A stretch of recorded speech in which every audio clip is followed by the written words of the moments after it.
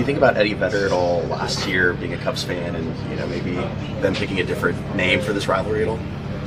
I'm the wrong guy to ask about this question. So I'm really not into the topic. I just know we gotta go out there and beat Seattle. Hi, everybody. Welcome to Marty Time TV. I am Marty Caswell. That is Jake Garegnani of CBS.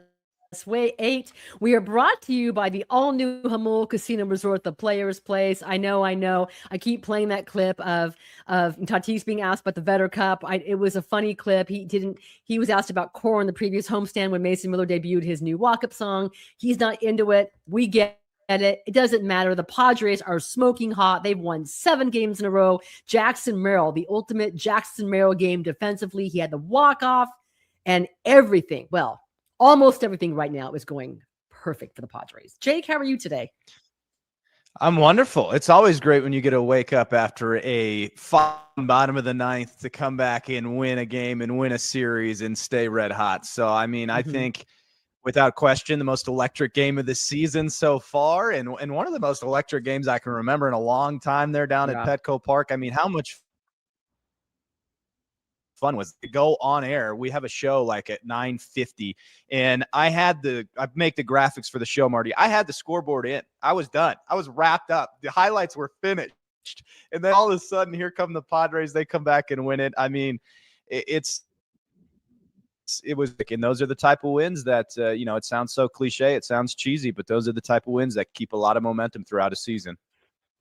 The craziest thing about this whole entire thing, Jake, about really the Padres' success over this time is they haven't been led by their star. I mean, that's not true. They have been led by their stars because Jackson Merrill is a star. That to me, and we'll get to the identity of this team in a little bit because that's a conversation that I had with Darren Smith. But what's the identity of this Padres offense? And I think at that time we said maybe it's Ramon Laureano. It just might be Jackson Merrill. We spent all this time talking about the team will go as Manny Machado and Tatis takes them. I know it's April 16th and there's, a few more months of baseball to play. I'm going to go ahead and change it right now and say this Padres team will go as far as Jackson Merrill takes them, man. He's showing what a weapon he is when he is fully healthy, which he is right now. I've been the king of saying for this team to work, for this roster to be successful, the stars have to be stars. Now, to your point, never do people want to step up and be the stars for this roster. That's going to work, but you have to have those in the big moment. And what a moment it was for Joel. One of the greatest catches I've witnessed. I mean, that is a home run robbery get. But then to get up there in the bottom of the ninth, get down and in the count 2-2, 2 outs, tough lefty, and to take that ball the other way, it was really unbelievable. And I know we're going to break all of this down, but Marty, I would be mad at myself if I didn't instantly bring up Luis Campusano because I mean, dude is like the most clutch guy on the planet right now. This is now with 2 outs in the bottom of an inning and had to have a hit to extend it and does it. And it's just like, we were both down in the clubhouse and then Craig a couple days ago. And I asked Craig the question, I go, how important do you think it has been in saying like, hey, you're our guy. You're going to have an opportunity throughout this year, no matter what.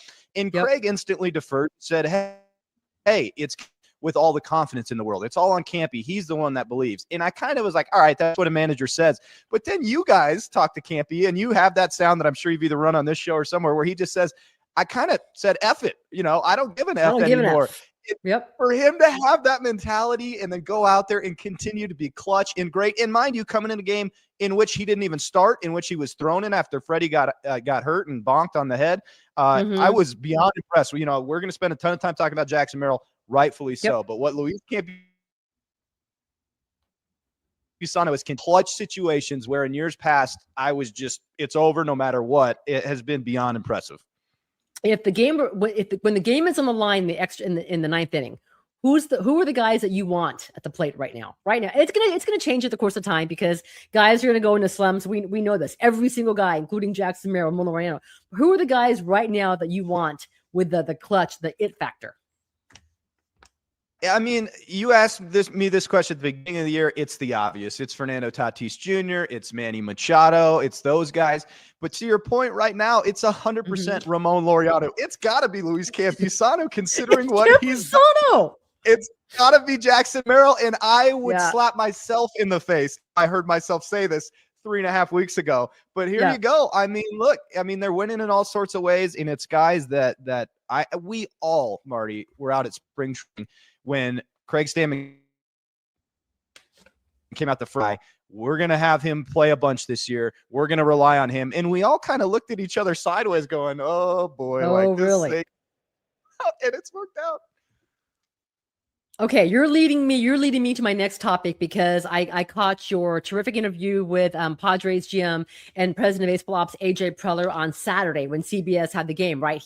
You had an exclusive one-on-one, an in-depth interview with him, and I appreciated you asking him in the beginning, is Craig Stammen like your puppet? Or what do you think about the people who think that Craig Stammen is your puppet and he's only here because he's going to do what baseball ops does? You guys are going to walk down, hand him a lineup and say, this is it. You're going to play Luis Campusano, blah, blah, blah, blah, blah.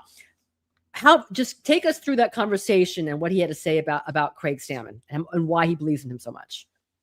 Yeah, I was really thankful and appreciative of AJ, not only to take the time, but to be very honest in his answers. And you've always been honest with me, and I appreciate it because it allows me to be honest in my job and ask questions that I think people, not only fans, but inside baseball and around baseball, have questions about. Those questions, in the terminology gets thrown out there a lot when people were talking about Craig Stammen early, was that this guy was hired to be the puppet for the San Diego Padres, to do exactly what AJ Preller and the organization want. And so I asked him, and I think I finished by saying, are you the great ventriloquist that everyone thinks that you are? And, he was candid. He said, look, anybody that knows Craig knows that he's his own person and that he's going to do what he wants. And he said, one of the great things I've seen with Craig over the course of this short period of time is, one, his staff, his trust in his staff, his willingness to work with his staff, but two, the fact that he's a better manager than he was weeks ago, and that he'll be a better manager in July than he is in May. And I think fans are now starting to see. I've been really enjoyed the hire, but I think fans are starting to see Craig Stammen in why it's working, in a sense of his ability is to adapt and to be different and to zig when everybody else zags. And I think that has been a big thing. Now, when he was first hired, I did say this, Marty. I said, look, he shares the vision of the organization, but I think that there is a huge difference between sharing the vision of where an organization wants and being a puppet towards the organization. It's okay for everyone to be the same rope. That doesn't mean that they have to agree all the time. And it's something that AJ brought up in Craig's initial press conference. He said, look, one of the reasons Craig caught my eye was because we were in a meeting with Peter Seidler. We were in a meeting with myself, AJ Preller, and other high-ranking officials within the organization. And Craig was the one that stepped up and said, hey, I think we should do things differently. I actually don't agree with this. Let's do it this way. So I think fans are finally getting an opportunity to see Craig Stammen. Always helps when you win too. But I think people are starting to see that Craig isn't this puppet that everyone, I think, wanted him to be or thought he was going to be. The thing that I also find interesting too, and I know that Craig Stammen is going to set a new record, MLB record, for 162 different lineups used in the course of a regular season, but that he is not going to say, like, if you're going to question him, why is so-and-so in the lineup batting leadoff, second or third, when he's, 0 for his last 40 with 38 strikeouts. And he's not going to get defensive and rant and call you out and talk about the back of the baseball card. He can actually admit when a player is slumping, we've got to move things up. There's a reason why we're doing this. So I think it's something that really, really stands out. And this is going to be part of why Mike Schilt did not work for the Padres, because from all the reports, he was not receptive to advice or any input from baseball ops saying, try something different. Craig Stammen is willing to listen to the baseball ops, but also to the people he empowered on his coaching staff. Yeah, and it's been huge, and it's been a result of, and look, we've had these conversations off camera and on camera. One of the things that I think is clicking really well for this team right now is the fact that all getting action. All 26 players are a part of this roster. Where you see it in years past, you see it another team. Is Luis Campusano coming up clutch in a couple of at-bats in years past? Absolutely not, because it was probably 2 at-bats all year long. The only reason he would have gotten that at-bat in years past is because Freddie got hurt, right? Is Ty France hitting a home run a couple days ago? No, probably not, because he's not getting any playing time. So the fact that everyone's getting out there, everyone's getting playing time. Is Kyle Hart throwing well? Probably not, because he's not getting used unless it's mop-up roles in years past. So all 26 are a big part of this team, and Craig has been so on top of getting those people in, I think held this way with the conversation. But because you brought up the Preller interview, I did want to talk about one of the other kind of forward questions I guess I asked in that Preller interview. And the whole thing's up on my social media and on the CBS 8 website if people want to watch it. But the other thing I asked him was the longevity of this franchise. And sustainability, aging right? Players on it. Mm-hmm. Yeah, and you have a farm system that ranks 30th or close to it, depending on what you're looking at, which ranking system. Are you worried about the? And I thought he had a solid answer to that too. Talked about how they've had the ability to reload and reboot and work with some of these aging contracts in the right way. So I encourage people to check out the whole thing. I don't want to just reiterate the entire thing and take up your show, but it was a really good interview, and I think fans would appreciate the insight they got in that one, just because he was honest and straightforward. Yeah, it was good. And the one thing I want to mention on this interview before we move on to the story of the day yesterday at Petco Park before the walk-off, and that's going to be, of course, Nick Pivetta with the flexor strain. You asked him about the pending ownership change, and what you want to see from this owner. And he wants a guy that wants an owner that wants to win right now, that wants to win, bring a World Series, not just get in the playoffs. This team, as it's constructed, is about hopefully about a World Series title. And he talked about not relief. I don't think the word was relief, but looking forward to having closure. Like this has been an issue hanging over this franchise since Peter died, back in 2023. So a lot of people are looking forward to the closure of just new direction at the top, which we think will come maybe this month. Yeah, I know. Kind of initial reports were, hey, by the end of April, we should have an idea of who would be the next owners. And, everyone's kind of had the same answer to that question, and it's the right answer. We want somebody, like you mentioned, that wants to win, that wants to continue the Peter Seidler vision. And that's what fans want. That wants to come in and win. And the hope is that you do get that, and you get somebody that is driven towards the ultimate goal. And I really liked that AJ laid that out. I think he ended that soundbite, that question, with saying, look, it's not about sneaking into winning a World Series. And I find it refreshing when you hear somebody like the general manager or the president of baseball operations not beat around that bush. Just say, look, it's about end of story. That seems obvious. That should be the goal for everybody, but you don't really hear that a lot of times from those people. So I always find it refreshing when you do hear that. That was really good stuff. Listen, when you have, I'm just imagining that this prospective owner has been at Petco Park the last couple of homestands, has seen the passion, has seen the walk-offs, has seen, how special this team potentially could be, has seen the fight from the fans who are fighting over puffer jackets on a Wednesday night.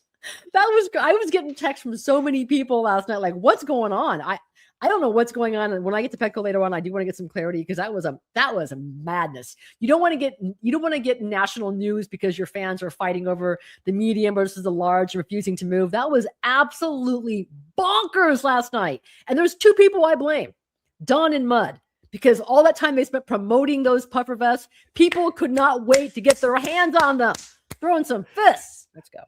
All right. I think it's because Craig Stammen modeled it. Craig's a good-looking cat, man. When he put puffer vest on, sales are going to go through the roof. But in all honesty, I'm going to look right in the camera on this one. Be better, people. Be better. Come on. It's a giveaway. It's a puffer vest. Let's relax. Treat people the right way, please. It's pretty simple. All right, I want to move on to Nick Pivetta. This is what Nick Pivetta had to say yesterday in pregame when he summoned the media over to go ahead and talk about his. He didn't tell us it was a flexor strain. I think it was Craig Stammen that announced that news. But here's Nick Pivetta. I'll get your thoughts on this. 1 second. Feeling better day by day. It's going to take some time. It's going to be a little bit of a process, but I have a good medical staff here, trying to do the right things and just try to get ahead of it. It sounded like as of yesterday there wasn't necessarily like a plan plan in place for that process? Do you kind of know what that looks like at this point? I think we're just going to take time to rest and kind of just allow some healing to happen and go from there. Do you have to say kind of no set timetable? No, not yet. No. What did the MRI show? I'm not going to go into that. Having the season that you had last year and kind of off to a good start this year, like how frustrating is this? It's really frustrating for me personally. I mean, I was feeling really well. I felt like I was pitching better. I love contributing to the team. I take great pride in playing baseball, playing for the fans, playing for my teammates, organization. So, just take a step back, lean on my teammates, lean on Joe, Darvish, and just see how it goes from here. Yeah. I know that you did miss that start in spring. Is this something that felt similar to that or was related to that? I think it probably correlates a little bit. I think it's something a little bit different in this sense, but I think it, parts of that probably came back too. When you say give it some rest, are you anticipating like weeks at a time, or do you don't have any timetable? No. Do you have confidence that you'll be back this year? Yeah, I do. Yes. So the expectation is you're hopeful to avoid any type of operation? For me, it's just focusing on rehab. I have really good strength, which is a positive, and I think just listening to my body, making sure that I'm actually listening to it, not just pitching through things, and then taking the right measures, and leaning on the great medical staff we have here, and those guys are going to help me out. Okay, so that was Nick Pivetta pregame yesterday, just saying, taking it one day at a time. He's hopeful. Both he and Craig Stammen said they expect him to pitch this season. I will, again, not to be a jerk about this, but I will believe it when I see it, because when it comes to pitching injuries, you never know. And it's been really rare that you have a player announce, you know what, I'm done. I'm just going to go and have the surgery. I'll see you guys next year, just hasta la vista. So it was kind of staggering to me to see him talking about leaning on Joe Musgrove and Yu Darvish and the talent the Padres do not have available to them right now. And they're 12-6, second best record in baseball right now, and they don't have their ace for this foreseeable future, if not for the rest of the season. Yeah, it is the one thing. Well, there's a couple things, but it is a big thing for cause for concern. Like, the vibes are obviously high, but you do have this dark cloud hanging over when you think about the pitching staff. And you never know. I mean, through the course of the year, any major league club knows they're going to lose pitchers. It's just nature of the beast these days. Right. And so everyone's pretty well prepared for that, in a sense of, like, I think in the Matt Waldrons of the world, but to lose a guy like Nick Pivetta, you can't just replace your opening day starter. Any team should have concern when your opening day starter goes down like that. And then on top of it, like, anyone that's been around the game, and we all know, let's give it rest and see how it goes situation. It's just so rare that works out, where we've rested it above, go back and the person throws 120 innings and they're fine and they're great into the postseason. So you see that. I sure hope this is that situation, because we root for guys like Nick and all that, but I think it's fair for the fans to be wildly cautious in this situation. And I'm glad Nick said he felt like he was going to. Wildly exactly. apprehensive, because listen, you can go ahead and talk about the 7 straight wins, about Jackson Merrill carrying this team and how great Mason Miller is going to be, but just go ahead and write this on paper that the Padres, after Michael King is your certainty. Okay. Randy Vasquez has not earned that quite yet as that's a lock for this. That's the guy that can help carry this team. But after that, Randy Vasquez, Walker Buehler, Matt Waldron, Herman Marquez, these are the guys you're depending on to keep you neck and neck with the Dodgers in the NL West for a playoff spot.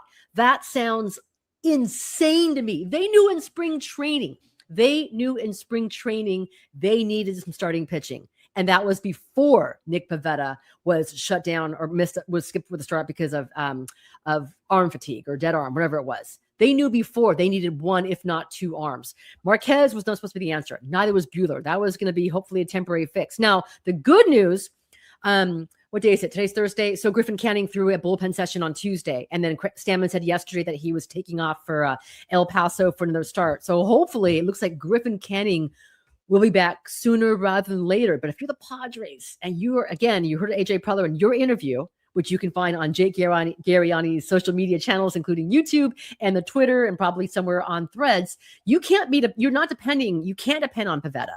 You can't depend on Joe Musgrove. You can't depend on these guys to come back and hopefully be your second half your acquisitions because it's a pitching injury and there's too much uncertainty. Yeah, if any of those folks come back, it's just a I think, AJ was Bonus. working under some serious financial constraints when you talk about bringing in guys like Walker and Erman. But there's no doubt about it, Marty, the Padres are skating on thin ice when it comes to the starting rotation. And it is feel like how long till that other shoe falls, because you are relying on some guys that are wildly seasoned in this league. There's no doubt about it. To your point with Randy Vasquez, a guy who's shown unbelievable upside this year, but isn't that bona fide stopper or so. The best way I've been able to say it is it feels like they're skating on thin ice, and they hope they don't fall through with the starting rotation. And I don't know, I don't know what the reinforcements are. I don't know if this team could afford a Lucas Giolito or anybody sitting out there. I don't know if there's some great that's ready to come up. I don't know if maybe Waldron can carry the staff like he did in the past. So there's a ton of questions surrounding starting pitching, and I think those questions go away for the next 145 games either, Marty. Yeah. I had that conversation yesterday with Darren Smith on Friar Territory. I mean, Lucas Giolito turned down a $19 million option in Boston because he wanted to get paid his worth. $19 million. Now it's April 16th right now, and I'm sure his agent's looking around saying, aha, the Cubs, aha, the Padres. And there's going to be there'll be another team, another contender team that will lose some pitching. So we'll see what happens, or perhaps you give it a month and you see which teams are going to fall out. Who can you pluck somebody away from and you make a trade? But then again, there's a question. What do the Padres have to trade? Last thing I'm going to ask you, speaking of trades, okay, when you engage with fans, how many people right now are talking about Leo DeVree? And why did we trade him? Because Mason Miller has been insane, absolutely insane, worth the price of admission alone. From the day, and look, Leo DeVree's go on the day they made that trade. I've got it all bookmarked. I've got the history of it because I knew people were going to come at me. I said that was the great move. You brought in a generational arm. I haven't heard a single person bring up Leo Dallas DeVries considering what Mason is doing. And mind you, Marty, I'd like to bring up now this trade didn't necessarily do anything crazy for the Padres, but who was the closer last night for Seattle? I don't think I've heard enough about Andres Munoz. Oh my gosh, how could we let Andres Munoz go? I thought that's all I heard about forever. Every time AJ makes a trade, because it's like we just let go of the greatest player of all time. This is baseball. This is how it works. The one thing AJ did say to me in that interview, and I thought this was really a great point by him. He says, we've developed and we've found and we've made than any team in the league. Like, this team knows how to find talent. This staff knows how to find talent, and they're willing to trade that talent to other talent because so good at it. So can we just sit back and enjoy some of the pieces that he brings in opposed every time? Oh my God, it's the worst trade of all time. How dare he trade everybody? What are we ever going to do? I get so tired of the prospect hugging. I don't know what's going to happen with Leo Dallas DeVries. Enjoy Mason Miller. You're never going to see anything like it again.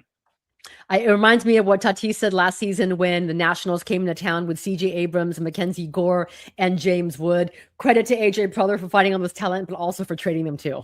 That was such a funny line from Fernando.